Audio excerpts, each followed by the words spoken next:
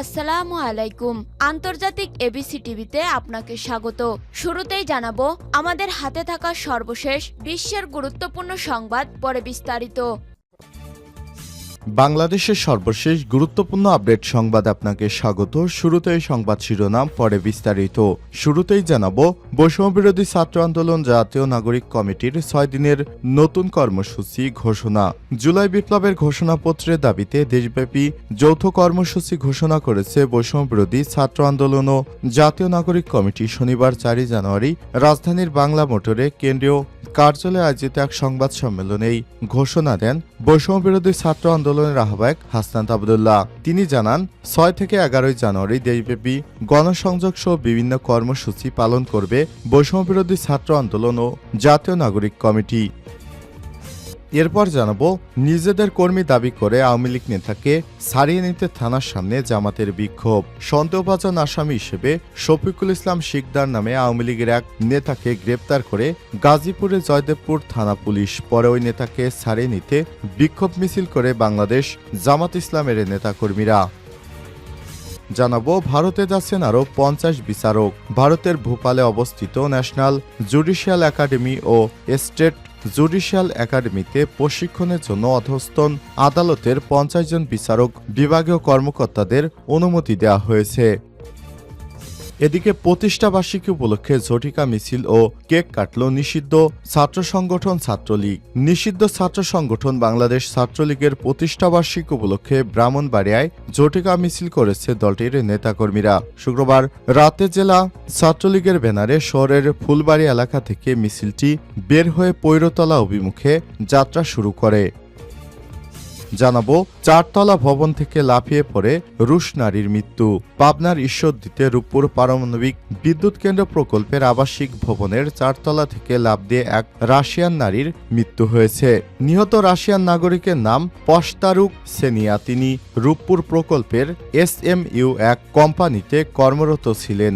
এদিকে এই ঘটনার কিছু সময় পর গ্রিন সিটির দায়িত্বরত চিকিৎসক এসে তাকে মৃত ঘোষণা করে। এই ঘটনায় গ্রিন সিটি এলাকা পরিদর্শন করেন ঈশ্বরদী সার্কেলের অতিরিক্ত পুলিশ সুপার বিপ্লব কুমার গোস্বামী। ঈশ্বরদী থানার ভারপ্রাপ্ত কর্মকর্তা ওসি শহীদুল ইসলাম। ওসি শহীদুল ইসলাম জানান, প্রাথমিকভাবে জানা গেছে নিহত রুশ নাগরিক এবং তার স্বামীর মধ্যে কথা কাটাকাটির জের ধরে এই মৃত্যুর ঘটনা ঘটেছে। তার স্বামীকে জিজ্ঞাসাবাদের জন্য গ্রিন সিটির সিকিউরিটি সদস্যরা নিয়ে গেছে। এবং সর্বশেষ জানাবো 1 বছরে রাশিয়ার 4 লাখ সেনা নিহতের দাবি।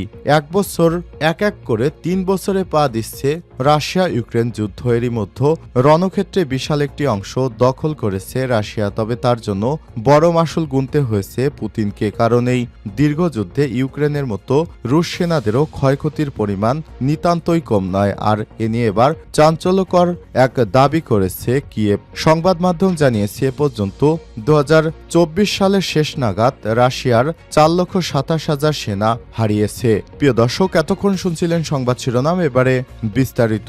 তবে তার আগে বন্ধুরা অনুরোধ থাকবে সংবাদটিতে একটি লাইক দিন। এই চ্যানেলে আপনি নতুন হয়ে থাকলে আমাদের সংবাদটি দেখতে দেখতে চ্যানেলটি সাবস্ক্রাইব করে রাখুন। কমেন্ট করে আপনার মূল্যবান মতামত জানিয়ে দিন আপনি বিশ্বের কোন দেশ থেকে বা বাংলাদেশের কোন স্থান থেকে আমাদের সংবাদটি দেখছেন এবং শুনছেন। এবারে বিস্তারিত।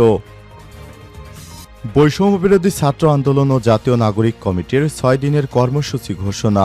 জুলাই বিপ্লবের ঘোষণাপত্রের দাবিতে দেশব্যাপী যৌথ কর্মসূচি পালনের ঘোষণা দিয়েছে বৈষম্যবিরোধী ছাত্র আন্দোলন ও জাতীয় নাগরিক কমিটি। শনিবার 4 জানুয়ারি রাজধানীর বাংলা মোটরে কেন্দ্রীয় কার্যালয়ে আয়োজিত এক সংবাদ সম্মেলনে এই ঘোষণা দেন বৈষম্যবিরোধী ছাত্র আন্দোলনের আহ্বায়ক হাসনাত আবদুল্লাহ। তিনি বলেছেন, প্রোক্লেমেশন অব রিভিলেশনের পক্ষে 6 থেকে 11 জানুয়ারি দেশব্যাপী গণসংযোগ সহ বিভিন্ন কর্মসূচি পালন করবে বৈষম্যবিরোধী ছাত্র আন্দোলন ও জাতীয় নাগরিক কমিটির সদস্যরা। এ সময় সবাইকে এই আন্দোলনে একত্রতা প্রকাশ করে তাদের সঙ্গে মাঠে নামার আহ্বান জানিয়েছেন হাসনাত আবদুল্লাহ। জুলাই বিপ্লবের ঘোষণাপত্র পাওয়ার জন্যই মূলত এই ঘোষণা দিয়েছেন তিনি, কারণ জুলাই বিপ্লবে ঘোষণাপত্র অনেক জায়গা থেকেই শোনা যাচ্ছে নাকি ঘোষণাপত্র দেয়া হবে না। এই কারণে এই ধরনের কর্মসূচি ঘোষণা করেছে বৈষম্যবিরোধী ছাত্র আন্দোলন। নিজেদের কর্মী দাবি করে আওয়ামী লীগ নেতাকে ছাড়িয়ে নিতে থানার সামনে জামায়াত নেতাদের বিক্ষোভ। সন্দেহভাজন আসামি হিসেবে শফিকুল ইসলাম শিকদার নামে আওয়ামী লীগের এক নেতাকে গ্রেপ্তার করে গাজীপুর জয়দেবপুর থানা পুলিশ। পরে ওই নেতাকে ছাড়িয়ে নিতে বিক্ষোভ মিছিল করেন জামাত ইসলামের নেতাকর্মীরা। গাজীপুরের জয়দেবপুর থানা পুলিশ পরে ওই নেতাকে ছাড়িয়ে নিতে বিক্ষোভ মিছিল করেন জামাত ইসলামের নেতারা। শুক্রবার ৩ জানুয়ারি সন্ধ্যায় ওই নেতাকে গ্রেপ্তার করে পুলিশ জানায়, শুক্রবার সন্ধ্যায় একটি মামলায় সন্দেহভাজন আসামি হিসেবে পুলিশ সদর উপজেলার মির্জাপুর ইউনিয়নের ২ নম্বর ওয়ার্ড আওয়ামী লীগের সাংগঠনিক সম্পাদক শফিকুলকে গ্রেপ্তার করে। তাকে গ্রেপ্তারের খবর পেয়ে জামাতের ৫০ থেকে ৬০ জন নেতাকর্মী এসে হোতাপাড়া এলাকায় জয়দেবপুর থানার সামনে বিক্ষোভ মিছিল করেন। জয়দেবপুর থানার ভারপ্রাপ্ত কর্মকর্তা ওসি মোহাম্মদ আব্দুল হালিম বলেছেন, ওই আওয়ামী লীগ নেতাকে গ্রেপ্তারের পর তাকে ছাড়িয়ে নিতে কিছু লোকজন থানার সামনে এসেছিলেন, তবে তাকে ছাড়া হয়নি। একটি মামলার সাসপেক্ট হিসেবে আনা হয়েছে তাকে। এদিন জামাত ইসলাম গাজীপুর সদর উপজেলা নায়েবে আমির আব্দুর বাড়ি সাংবাদিকদের জানান, শফিকুল আলম সংগঠনের লোক। শফিকুল শিকদার ২০১৮ সালে আওয়ামী লীগের রাজনীতির সঙ্গে জড়িত ছিল। ২০১৮ সালের পর তিনি আওয়ামী লীগের সঙ্গে যুক্ত ছিলেন না। এরপর এ কারণে তিনি বাংলাদেশ জামাত ইসলামের ফরম পূরণ করে আমাদের রাজনীতিতে সংযুক্ত হয়েছেন। এ কারণে তাকে ছেড়ে দিতে নেতাকর্মীরা বিক্ষোভ মিছিল করেছে বলে দাবি তার। তবে আসল ঘটনা কি তা এখনও উদ্ঘাটন করা হয়নি। এবার ভারতে যাচ্ছেন আরও ৫০ জন বিচারক। ভারতের ভূপালে অবস্থিত ন্যাশনাল জুডিশিয়াল একাডেমি এবং স্টেট জুডিশিয়াল একাডেমিতে প্রশিক্ষণের জন্য অধস্তন আদালতের ৫০ জন বিচারক বিভাগীয় কর্মকর্তাদের অনুমতি নিয়েছেন। সুপ্রিম কোর্টের পরামর্শের পরিপ্রেক্ষিতে এই অনুমতি দেয় আইন মন্ত্রণালয়। প্রশিক্ষণের জন্য সহকারী জজ, সিনিয়র সহকারী জজ, যুগ্ম জেলা জজ ও জজ, অতিরিক্ত জেলা ও দায়রা জজ এবং দায়রা জজ সহ আরও সমপর্যায়ের কর্মকর্তাদের মনোনয়ন দেওয়া হয়েছে। সব বিচার বিভাগীয় কর্মকর্তারা আগামী ১০ থেকে ২০ ফেব্রুয়ারি পর্যন্ত প্রশিক্ষণে অংশ নেবেন। সম্প্রতি এ বিষয়ে আইন মন্ত্রণালয়ের আইন বিচার বিভাগ একটি বিজ্ঞপ্তি প্রচার করেছে। এতে বলা হয়েছে, সুপ্রিম কোর্টের পরামর্শের পরিপ্রেক্ষিতে আগামী ১০ থেকে ২০ ফেব্রুয়ারি ভারতের ন্যাশনাল জুডিশিয়াল একাডেমি ভোপাল এবং একটি স্টেট জুডিশিয়াল একাডেমিতে অনুষ্ঠিত প্রশিক্ষণে অংশ নেওয়ার জন্য বাংলাদেশ জুডিশিয়াল সার্ভিসের ৫০ জন বিচার বিভাগীয় কর্মকর্তাকে অনুমতি দেওয়া হলো।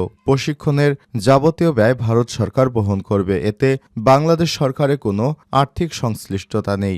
২০১৭ সালে এপ্রিলে তৎকালীন প্রধানমন্ত্রী শেখ হাসিনার ভারত সফর বাংলাদেশের বিচার বিভাগীয় কর্মকর্তাদের প্রশিক্ষণ ও সামর্থ্য বাড়ার লক্ষ্যে বাংলাদেশের সুপ্রিম কোর্ট ও ভারতের ন্যাশনাল জুডিশিয়াল একাডেমির মধ্যে একটি সমঝোতা স্মারক স্বাক্ষর হয়। ওই সমঝোতা স্মারকের পর একই বছরের ২৯ জুলাই এক অনুষ্ঠানে তৎকালীন প্রধান বিচারপতি সুরেন্দ্র কুমার সিনহা বলেছিলেন, পৃথিবীর প্রত্যেকটা দেশে উচ্চ আদালতের বিচারকদের জন্য ট্রেনিংয়ের ব্যবস্থা আছে। ভারতের প্রত্যেকটা রাজ্যে একটা জুডিশিয়াল ট্রেনিং ইনস্টিটিউট আছে। উচ্চ আদালতের বিচারকদের ট্রেনিংয়ের জন্য ভোপালে তাদের জাতীয় জুডিশিয়ারি একাডেমি আছে। সেখানে আমাদের ১৫-১৬০০ বিচারকের ট্রেনিংয়ের জন্য চুক্তিবদ্ধ হয়েছি।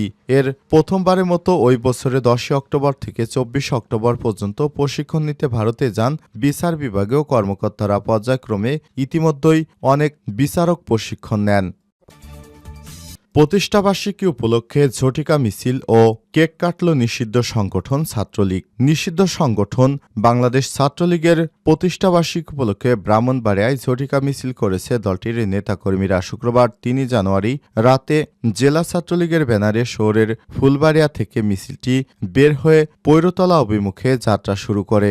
এ সময় মিছিলকারীরা ছাত্রলীগের প্রতিষ্ঠাবার্ষিকী উপলক্ষে শুভেচ্ছা স্লোগান দেওয়ার পাশাপাশি শেখ হাসিনা আবার ফিরবে এবং সাবেক গণপূর্ত মন্ত্রী ও সাবেক সংসদ সদস্য ওবায়দুল মুক্তাদির চৌধুরীর মুক্তির পক্ষে স্লোগান দেন। পরে নেতাকর্মীরা প্রতিষ্ঠাবার্ষিকীর কেক কাটেন। এ উপলক্ষে রাতের আধারে তারা মিছিল করার সিদ্ধান্ত নিয়েছেন। গ্রেপ্তার এড়াতে এবং যে কোনো ধরনের অনাকাঙ্ক্ষিত ঘটনা থেকে নিজেদের বাঁচাতে রাতের আধারেই তারা এ ধরনের মিছিল করেছেন বলে জানিয়েছে সংশ্লিষ্ট নেতাকর্মীরা। তারা বলছে, তারা নিজেদের রক্ষার্থে আত্মগোপনের থেকে এ ধরনের কর্মকাণ্ড পরিচালনা করছে বলে জানিয়েছে তারা।